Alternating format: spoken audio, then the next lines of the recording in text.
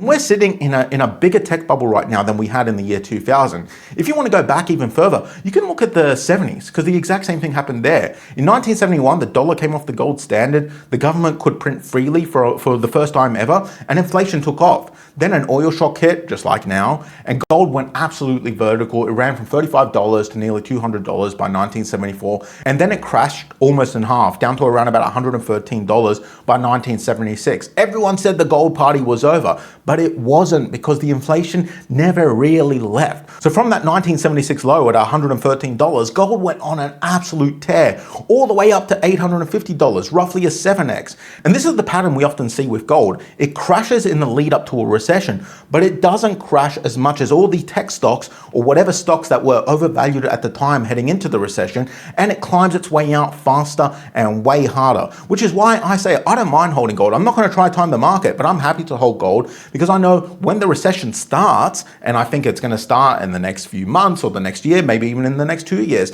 my gold positions won't go down as hard and they'll climb out faster. But why? Why does gold crash before it runs? Why does gold crash into a recession? So let's go back to the two engines. In the panic, the fear engine flips for a moment, right? Forced selling drags gold down with everything else. That's the dip that we could be seeing right now, and the dip that could get worse right now. I'm not saying it 100% will, I'm just saying it could.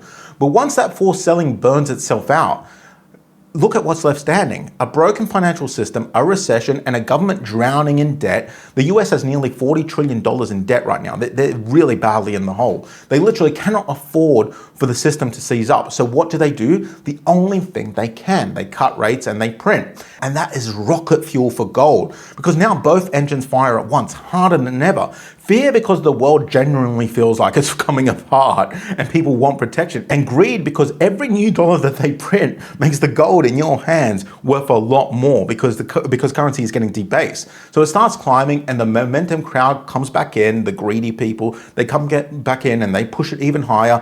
Fear buying and greed buying at the same time into one asset that they can't make more of. That's how 2008 turned into a 3x, how the year 2000 turned into a 7x for gold. By the way, guys, if you want to stay up to date with what's happening in the markets, subscribe to my free newsletter. I publish a report on everything you need to know about the markets every single morning.